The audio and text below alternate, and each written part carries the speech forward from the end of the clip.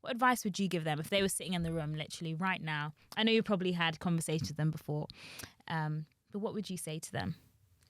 I would say, be you. I would say that Maya Angelou quote, do your best until you know better.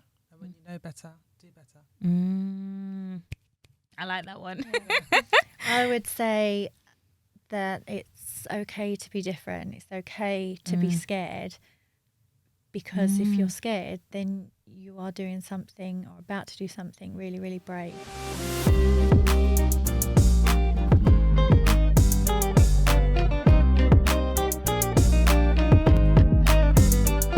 Welcome to another episode of I Am Beautiful Talks. My name is Renee and I'm your host. And today we are joined with two lovely, amazing ladies who are joining us on this podcast today, both Daniella and Sammy. And I'm so excited for the conversation we have installed for you guys, to be honest. But I thought I might as well first start with you guys just telling us just a bit about yourselves. I know we'll get into some juicy details later on. But yeah, go for it. Who you are and a bit about yourself. Okay, so I'm Daniella. I'm a mum of 3. I'm studying psychotherapy and counselling at the moment. And I enjoy writing and creating content. That's my thing these days. Wicked. That I know is true. Those of you who may not know, Daniella has a page called My Reflective Journey on Instagram, which is absolutely amazing, full of all of those self-help, different content in relation to just wellness as well, and just keeping upbeat, especially during COVID as well. It's like perfect. You guys need to follow her. So thank you, Daniella. And the beautiful Sammy. Hi, I am Sammy. I am a mother of my lovely daughter Honey. I am currently a housewife. Before that, I was a singer chasing record deals, which I had 3 of, which amounted to nothing. Oh, wow. But so now I devote my time to our home life where we live on a farm. Lovely. So I look after the house. Very nice. And those of you who may recognise Sammy, Sammy and her daughter Honey were actually on Britain's Got Talent. And I don't know why she left that out, but it's fine. I'll remind her and everyone else. And they got to, I'm sure it was the semi-finals, wasn't it? We were Amanda Holden's Golden Buzzer act. There you go. Guys, can you believe it? And Sammy decided to leave it out. So here we are, reminding Sammy of what her and her daughter did. That was honestly something which I'm sure you guys will never forget, being a part of that experience. I will never forget that for lots of different reasons. Not merely because she gave me 4 days notice before we appeared. So it was a bit of a whirlwind. Wow. No, those types of experiences I feel like will just be there throughout life, full stop, which is amazing. Thank you, guys. So I feel like the first question I would have to ask you both is, I mean, you've both survived your teenage years. You said your mothers as well. How would you now, looking back on your teenage years, give advice to yourself at that time? Okay, so I'll start. For myself, certainly because of the industry I was chasing as well, I think I wish I could have looked back and told myself then, be as confident as you can be and be brave enough to be the individual that you are, and not let others dampen your spirit and dull your light. I think if I'd have learnt that, then I may have got that record contract I was chasing. Who knows? Yeah. So definitely in relation to just being, I guess, sure on who you are and confident in who you are. Believing in yourself, believing you are enough. That's what I wish I knew. Honestly, I think, me included, to be honest, I think the majority of teenagers, that's something which we always tend to learn years after, but if only at the moment of being a teen would really, I guess, understand that. What would you say, Daniella? I think I would say you'll be okay. I think that's something that it would have given me a lot of comfort to know. Yeah. Because you go through so much when you're younger and you just don't understand why you're going through it, why you've been put in these situations. Why do I have to deal with heartbreak? Why do I feel so sad? You go through so many different things. So just knowing that you'll be okay, and one day it will make sense. It doesn't have to right now, but it will make sense one day. So if I just knew you'll be okay, you'll survive this part, that would have been a gem for me. Definitely. Do you feel like you guys had elements of feeling the emotions you have now, and how, you know, being confident with something that was important, or knowing that you're okay? Did any of those come into your mind at the time, or was it a completely, now you're really seeing in retrospect, this is something I should have been? I think it's something that I wish I knew back then, but I don't see how I could have known, because you're just hit with so many different things, all different directions, and you just don't know what's going to happen to your life. You can't help but just be riddled with anxiety and worry, but just knowing that you're going to be okay, that just would have helped a lot. Definitely. Yeah, I agree. Yeah, no, I agree with that. And I think sometimes, like you said, how are you to know? A lot of our life lessons are specifically based off experience, and at that age you only have gone through so much. So I think hindsight is a wonderful thing. There we go. Honestly, if only. So I would agree with that. I feel like sometimes maybe we put too much pressure on, thinking, goodness me, how did I not know better? But sometimes you just have to really go through the situations you do. And those situations, I think, define you and make you who you are when you're older, and so you can deal with those things. Yeah, I definitely agree with that. I think sometimes even myself, when I look back, it's like, do I regret everything or some things? But it's like, I wouldn't have learned that, or I wouldn't have gone to this or met that person. Yeah. So I feel like even though life can be very challenging, it's beautiful knowing that amidst all of that, it still needed to happen that way every time as well. Just leading on from that, I guess, how would you guys define being, I guess, a strong woman? I know we hear that phrase coupled around in society, associated with different people, whether they're in positions of power or influencers. How would you describe a strong woman, in your opinion? So for me, when I hear strong, I think power, I think powerful, I think forceful, I think of this indestructible thing that can defy all odds. And that's why I shy away from that whole term strong woman, because there's moments where I am all of those things, and there's moments when I'm not. And when I'm not, would I describe myself as being frail or weak? I wouldn't. I would say that I'm human. So for me, when I hear strong woman, it's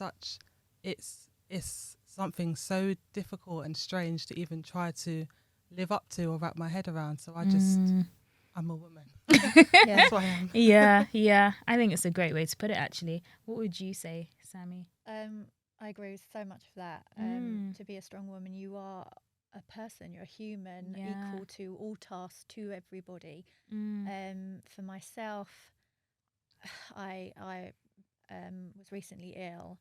I had breast cancer. So throughout that journey, I would say I was strong and I was resilient, and whatever came, and all the emotional upheaval and the insecurities for having a mastectomy and things like that, it's being able to be resilient and bounce back from adversity. Yeah, I would agree.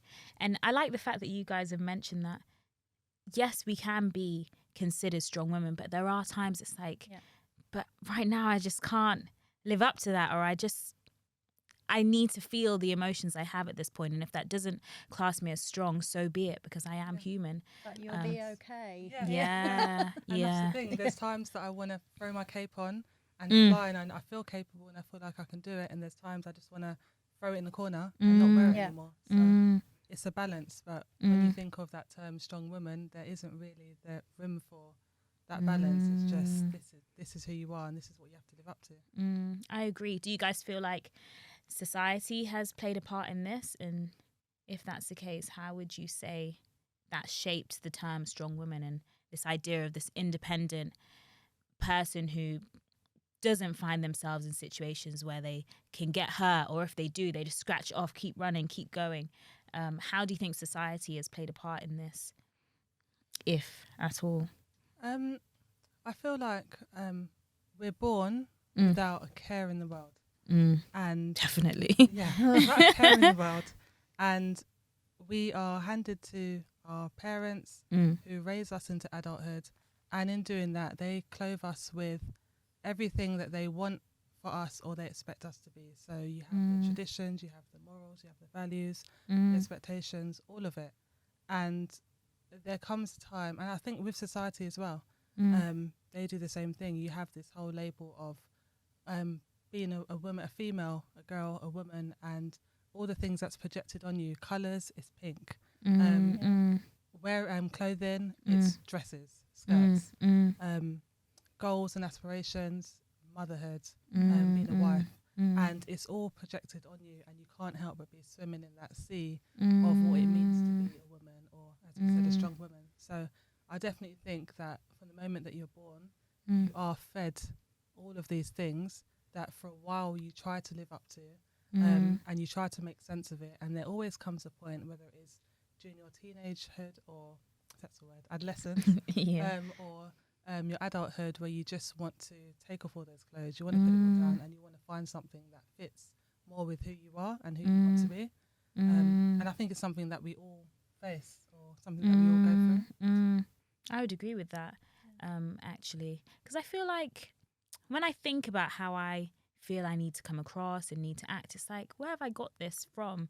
If I trace back, it probably would be from what I see, whether it's a film or what I watch, or someone who, I don't know, has a strong influence in my life.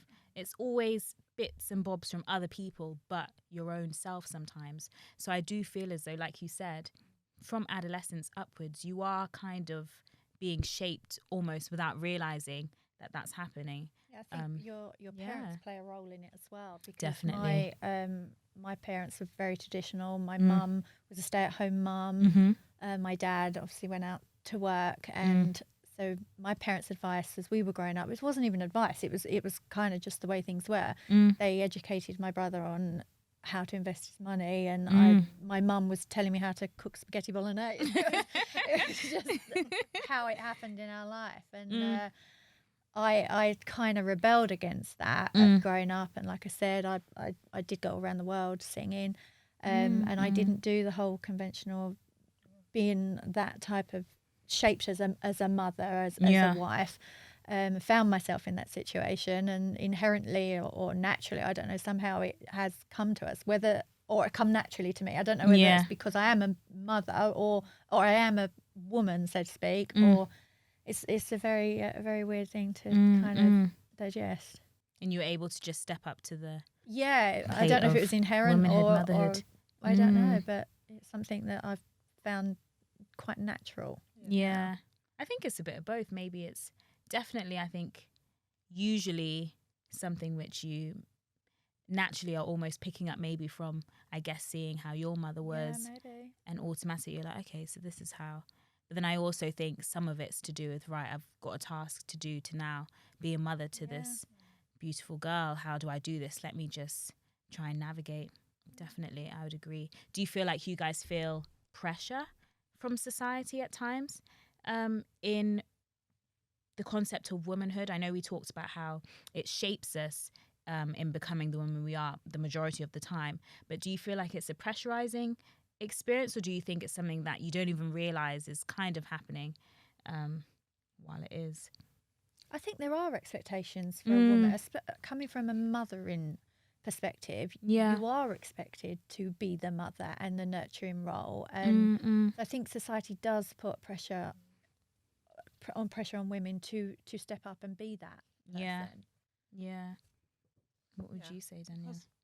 When you think about, what does it look like to be a mum? Nowadays it's totally different. We do work full time, and we are both mother and father in some so you're constantly just trying to draw that picture for yourself and make it make sense for you. And I think the fight or the pull away from it is when we're pushed into, this is what it looks like and this is what you have to be, and you just think, well, I don't mind being a mum, but I want to do it my way. Yeah. I still want to have a piece of me in that as well. Yeah. So that's where you get that battle or that conflict there. I would agree as well. I think it also depends on, when we talk of society, the people within the society who you're talking to, the ages. So if you're talking to your grandparents, they'll have a different view of what you should be as a wife, as a mother, as a woman. Whereas my daughter's friends, they have a different view, a different perspective of what they will be, because we are, us as individuals are all changing how people see women, and long may it continue. What I do, I think one of the things that was quite difficult, or can be quite difficult, is when you look on Instagram or social media, I guess, as a whole, and you see, let's say, even if you look at new mums, and you see them post their pictures, and they just look, well, in labour.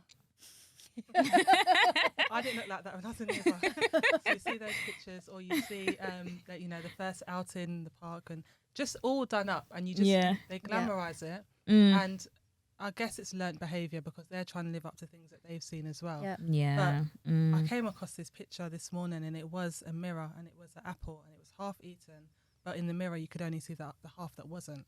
And that's kind of what it's like with social media. That's what you see, but you don't see what's going on the other side behind the scenes. So true. But I've just seen recently so much new accounts of people just undoing their jeans, or just showing this is what it looks like the day after. Or this is what it looks like early hours in the actually, morning. Honey and I were talking about this on the way up. Why don't people post pictures of what they actually look like instead of learning how to pose and making it not real? We just had that conversation. It's so true. And people don't realise how much others appreciate those types of photos and accounts. Honestly, I feel like for me, I can scroll on social media and all of a sudden I want to change my diet, start a workout tomorrow, want to change my hair, feel like I need to move country. But then sometimes you come across a photo and it's like someone who's so normal, just living their life, and it's like, oh no, I'm actually content with the way I am. I feel like I can just be me now. Yeah. Enough. I'm okay. We need more of that. Yeah. We honestly need more of it. And that we'll touch on that in a second, actually. Going back, I guess, to the transition of motherhood into, the transition of womanhood, into motherhood. What would you guys say is something which a lot of mums aren't really prepared for? I know you mentioned this earlier a bit, in going into that phase of, now I've got kids, now how do I navigate? What are some of the things which we kind of just, I guess, glamorize, and it's just not the case when you start having kids? What would you say? The big one for me was I didn't realise how quickly I would be distanced from who I was. Oh, wow. That's what I didn't realise. So, you're going to be, you get this generic, you're going to be a mum, and you know that things are going to change. But you don't really understand how much until you go through it, until you actually look in the mirror and you think, I really thought my body was going to snap back. I know people said it wouldn't, but I really, really thought that it was going to. Yeah. And when you put on your clothes and it's not going past your knees, and you're just thinking, this is a stretch. Why isn't it going over? Or your friends, and you think, I'll still make time for my friends, but they call you and they're speaking about their lives, and you're yawning, you're tired, you want to sleep, exhausted. Your conversations with your partner, it starts to revolve around the child and not things that you. So I think I never realised how much I would be distant from who I was before. Just things that were a part of me, things that maybe I used to eat that, okay, my child doesn't eat anymore, so I don't really cook. Or music that I would listen to, it's not appropriate for my child, so I don't. And then you lose parts of yourself. Yeah. And I didn't really realise that part. Wow. Even though people said it, I didn't really get how much would happen in such a short space of time. Even and how that does change you as a person. You are now a different version of yourself. The other day I thought to myself, I've been Daniella for, I'm not going to say how long, but I'm still grappling with that part, but I've been Daniella for a long time, but I'm sure I've heard myself being called mum more than I've heard my name called. And it's just, okay, I've got a whole new identity there. It's a whole new person. So for me, it's that part. I totally agree with all of that, but now you are you're transformed into this new version of yourself. And I know your daughter's a year younger than mine, So the problem I'm struggling with now with motherhood is letting go, like giving her that freedom. And she's got a boyfriend, she's there quite a lot. It's that next step, and those conversations you have with her, and I've had them with the boyfriend, we're all quite open and honest, but it's her watching her now become independent from me is difficult now. Yeah. She doesn't need me as much, and she might need to go to her boyfriend's, but she's already rung an Uber before I can say I'll take you, honey. So it's that element of letting go that I'm finding difficult now, and rediscovering myself. This and again, I'll be another version of me. So we'll see who that is. No, it was a big aha moment for me when I realised that, in a sense, we're gradually teaching ourselves and them to let go. Yeah. As we're raising them, they start to sit up by themselves. Yes. They start to walk.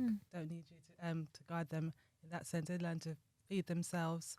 They learn to speak. All of those things, and slowly but surely, you're being pulled back away from them, and you're trying to parent in the but best it's an way you can, achievement for us at the time. We're all so proud of ourselves. Oh my God, they can do this. But then suddenly they want to leave home. No, it's true. But then we would have done a good job. That's what we got to think. If they're happy and Definitely. confident. Definitely. It's a journey. Aw. That now that I hear it out loud, I do think to myself how that transition really feels at the time of like, gosh, my daughter's growing up or my son's growing up. What am I meant to do? Do you guys have spells of like, I mean, should I have a chat with them and just see if, I need to do more as a mother? Do you sometimes feel like there's not enough that you're doing? How do you navigate that distinction between they're actually growing now, and like you said, I do need to now step back a bit? I do realise now, like you said, my daughter's a year younger than yours, but I do think, I find myself sitting and thinking, okay, you've only got a few more, hopefully years, not months, but of her wanting to spend time with me. Yeah. I said to her the other day, we used to watch movies together. We used to sit and watch Tinkerbell or Disney movies, and now I have to really just plead for her to sit down with me and watch something. Yeah. So it is, it's difficult. Yeah, I think what I do with Honey, especially now, is try and find common ground. And the fact, obviously, the BGT experience that brought us. I mean, we're close anyway, but that brought us massively close to one another, and that we have that common interest that we both can and do sing. So making time for that. And there are times, new mums may well do this, where they sit there, Mummy, can you just do this with me? And you say, oh no, I've just got to do this, I've just got to do that. No, my advice would be, no, do that with your child, because it is gone. Yeah, it's true. And like you said, I guess going back to experiences as well, which we touched on in the beginning, all of these experiences also shape how they then view motherhood, womanhood. So it's like you're on center stage, but you're also trying to be in the background. How do you do both and still give them a chance to shine as the woman or the man that they're meant to be? Definitely. Do you guys feel as though sometimes you've handled situations as a mother in a way which maybe you've seen in the past, or I guess you've seen other people play out and you've thought to yourself, actually, I could have done things differently, or I could have handled it in a better way in regards to my child? Do you feel as though that happens, or?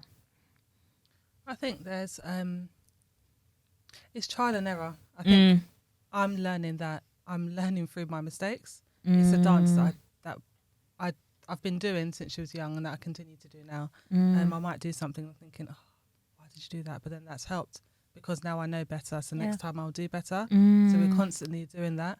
I think the best advice that I was given in terms of being a mum was just, when you see other mothers around you, just don't look at the things that they're doing that you're not really in favour of. Just take all the best bits from as much the people you see around you, and use that to form how you want to parent. And that's what I've always done. I've always I see and admire things, and whether it is my parents or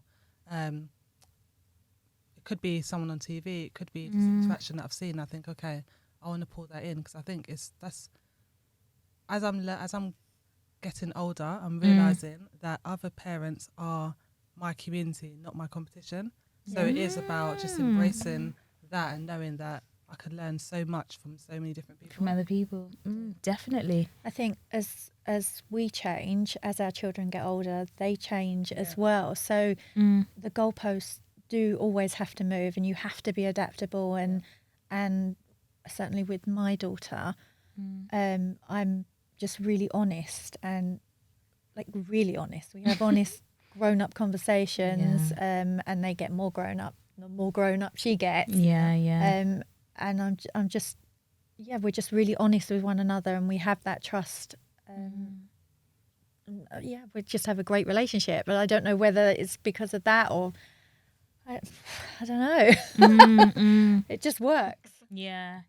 So leading on from that, I guess now speaking on going back to, I guess, motherhood and childhood, what would you guys say is the most joyous part of being a mother and navigating with your kids and I guess just, living life? What's the best part about being a mother? For me, it's being a part of something bigger than myself. It is taking on that challenge. It's planting seeds and watching them sprout and watching them grow. And it's interesting because there's a couple leaves there that I didn't plant. And I just think that wasn't part of the plan. But I think it's just, that brings me so much joy, just to see the person that my daughter is, that my boys are, and just to know that I had a hand in that. That brings me so much joy and happiness. It's almost a sense of achievement for us that, wow, we did that, we made that, and look how amazing that is. And we weren't perfect, and we did things wrong. But they're not perfect either, but it's okay. Definitely. And I like the fact that you guys have said that, because I think sometimes women are just so hard on themselves, and we have a lot of pressure from different things. Even just naturally, we go through the motions, all the time. So just being able to accept that, yes, things may not be perfect, or we may not always handle things the way we want to, but it's just making it better for next time. Or, okay, well, I've learned from this. How do I now move forward? So that, I definitely agree with that. And with that being said, what would you guys give in advice to your daughters and your sons, now looking back on your own life and the conversation we've had? What advice would you give them if they were sitting in the room literally right now? I know you probably had conversations with them before, but what would you say to them? I would say, be you. I would say that my Angela quote, do your best until you know better, and when you know better, do better. I like that one. I would say that it's okay to be different. It's okay to be scared, because if you're scared, then you are doing something or about to do something really, really brave. So true. So I just want to thank you guys so much for joining us on the podcast this afternoon. I've really, really thoroughly enjoyed speaking to you guys about motherhood and womanhood. I think sometimes we miss out so many elements which we can learn from other women, and I think this in and of itself will be very beneficial to those watching and those listening. So thank you for being honest and brave, for sharing your experiences with us. And as we all like to say at the end, I am beautiful. So on the count of 3, we're going to say it together. 1, 2, 3. I am beautiful.